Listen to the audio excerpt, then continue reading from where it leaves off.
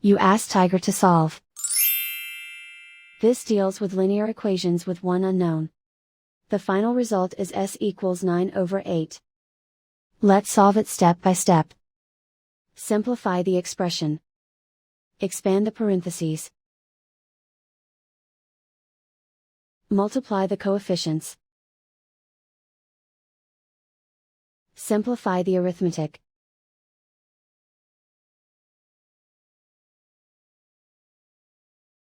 Group all s terms on the left side of the equation. Add 2s to both sides. Group like terms. Simplify the arithmetic.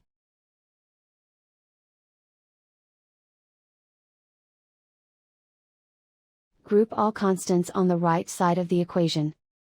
Add 9 to both sides. Simplify the arithmetic.